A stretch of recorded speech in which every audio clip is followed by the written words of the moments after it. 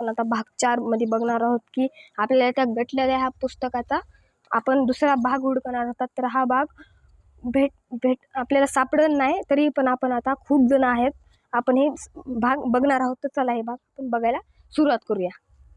मध्ये यार सोरास तिथं थांब.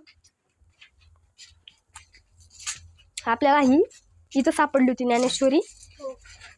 ही ज्ञानेश्वरी तर नसेल ना, म्हणजे पुस्तक चला ज्ञानेश्वरी म्हणे आहे, त्याच्यामुळे मी ज्ञानेश्वरी म्हणलो. अरे तुला कुठं गटलं? ही हिचीच पहिली गोटी. पहिली हे तुला कुठं दिसलं? हा इथं होता का? राहू दे. बहुतेक ह्या इथं हा देवळ्यांनी सर्व देवळे चेक करा. मी देवळी चेक करतो. सो हे देवळी चेक करा. देवळ्या चेक करा. एक जण यार इकडं. इकडे इकडे इकडे इकडे.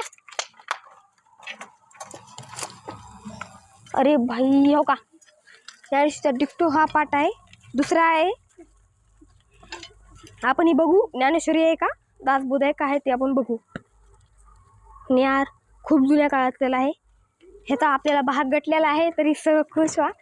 ह्याचा आपल्याला खूप मोठी आहे बघा, अंदाज एवढी मोठी आहे. चला तर ह्याची आउटर कवरिंग एक आहे, बाहेरची कवरिंग.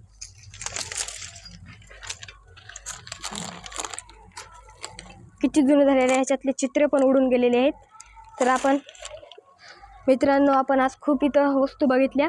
अजून जर तुम्हाला काही संशय आला असाल तर ह्याच्यापैकी आम्हाला तुम्ही लगेच कमेंटमध्ये सांगा, आम्ही ती तुम्हाला स्पष्ट करून देतील. ओके.